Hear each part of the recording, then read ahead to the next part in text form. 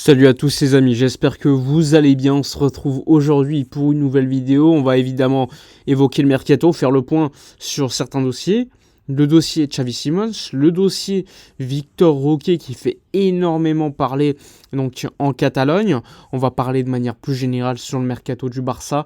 Il y a beaucoup de choses à dire. Alors allons-y sans trop attendre. On va donc commencer par le dossier Xavi Simons qui vous intéresse particulièrement. Comme vous le savez, le joueur appartient au Paris Saint-Germain, mais comme vous le savez également, il aurait dans une clause de son contrat donc la possibilité de choisir la prochaine destination de son choix en cas de prêt. Il faut savoir que selon Fabrizio Romano, le joueur pousserait pour aller à Barcelone et le Barça en retour pousserait pour récupérer le joueur puisqu'il considère Xavi Simons comme étant une opportunité de marché très intéressante. Pour rappel, Xavi Simons a été formé à Barcelone, il est parti aux alentours de 15-16 ans vers le Paris Saint-Germain puisque le Barça à l'époque ne lui proposait qu'un contrat juvénile B, alors que lui voulait un contrat juvénile A, ce qui évidemment n'intéressait pas Xavi Simons qui voulait aller un peu plus vite que le Barça. Bon, résultant de tout cela, il est parti et le Barça aujourd'hui voit en lui une bonne opportunité à un coût très faible, on le rappelle, un prêt avec un salaire d'un jeune joueur, c'est toujours beaucoup plus correct pour le fair play financier qu'un joueur comme Bernardo Silva qui coûte beaucoup plus cher. Selon les médias, notamment Sport, ils évoquent donc si Xavi Simons arrive, Bernardo Silva deviendrait une piste très très froide. Il faut savoir qu'à Paris, il y a la guerre puisque Luis Campos voudrait placer plutôt un joueur de la galaxie Jorge Mendes au milieu de terrain pour accompagner notamment Zaïre Emery, autre joueur de la galaxie Mendes, eh bien, en ce sens, ça pourrait pousser un Bernardo Silva vers le PSG et un Xavi Simons en prêt vers le FC Barcelone. Donc là aussi, pour l'instant, il faut patienter la fameuse réunion qui aura lieu entre le PSG et Xavi Simons. Il faut savoir que à ce moment-là, on sera déjà beaucoup plus en connaissance de cause concernant le futur du joueur néerlandais, sachant que, comme je vous l'ai dit, sa volonté, c'est de rejoindre le Barça en prêt d'une saison. Alors, option d'achat ou pas, pour l'instant, n'allons pas trop vite. Pour l'instant, c'est un joueur du Paris Saint-Germain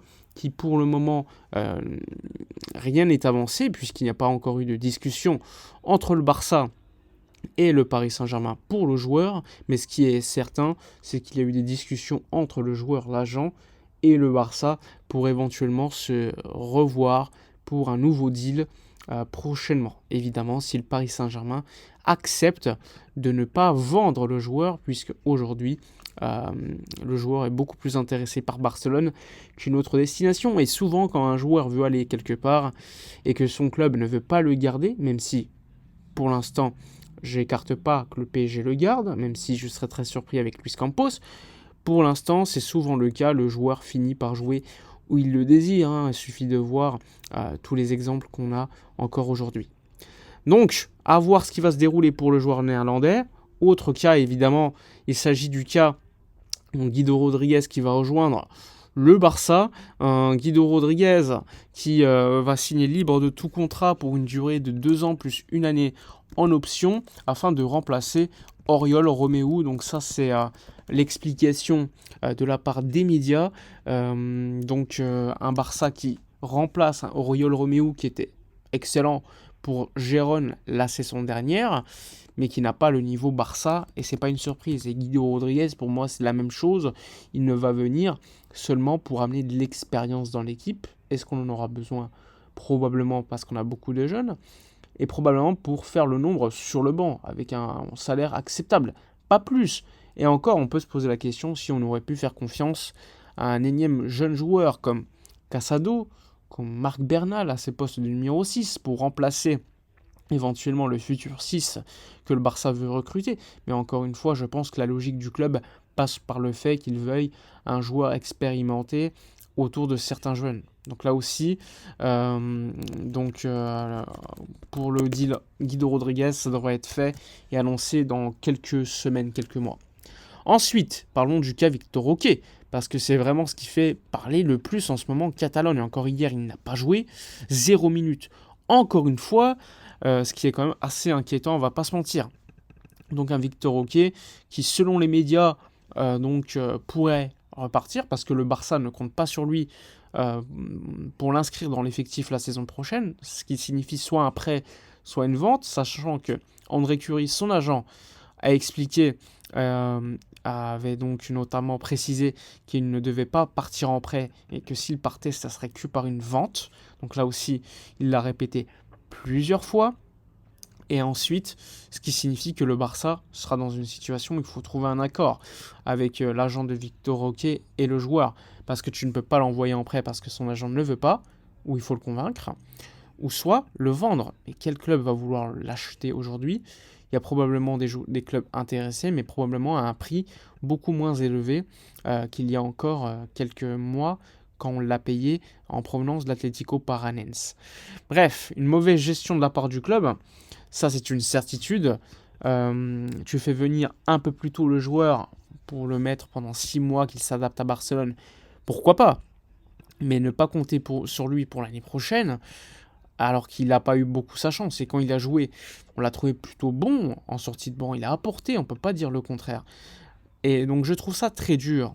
Même si on n'est pas là aux entraînements, un investissement, vu les conditions économiques que le Barça traverse en ce moment, qui a coûté plus de 30 millions d'euros, et tu fais ça au niveau de la gestion, c'est quand même difficilement explicable. Donc selon les explications de Xavi, il a besoin de temps d'adaptation, ce qui est compréhensible. Il ne joue jamais. De l'autre côté, Deco explique que c'est la presse qui invente tout cela, ce qui n'est pas impossible, mais selon les échos qu'on a eus, personnellement, je ne crois pas que c'est une invention de la presse. Malheureusement, il y a tellement de choses qui filtrent, qui sont parfois vraies et souvent vraies concernant le Barça et le Mercato. La preuve pour Guido Rodriguez. Bref, on se retrouve dans une situation avec un jeune joueur qui pour l'instant est un peu perdu. Il ne joue pas, donc il ne s'adapte pas forcément au jeu de l'équipe. Il n'a pas la confiance du coach qui va rester la saison prochaine. Et le club veut le prêter alors que son agent veut le vendre. Enfin, veut qu'il parte plutôt par une vente et pas un prêt. Donc une discussion va devoir avoir lieu prochainement et un accord doit être trouvé parce que on se retrouve dans une situation pour le joueur qui est vraiment négative. Et même tu as une image ensuite très négative en termes de gestion. Bref, il y a beaucoup de choses donc à corriger au niveau de cela. On espère que évidemment ça sera réglé assez rapidement. Voilà, je pense qu'on a fait le tour au niveau des informations les plus importantes. N'hésitez pas, comme d'habitude, à donner votre avis dans les commentaires, à liker, commenter, partager. Moi, je vous dis à la prochaine et d'ici là, comme d'habitude, portez-vous bien.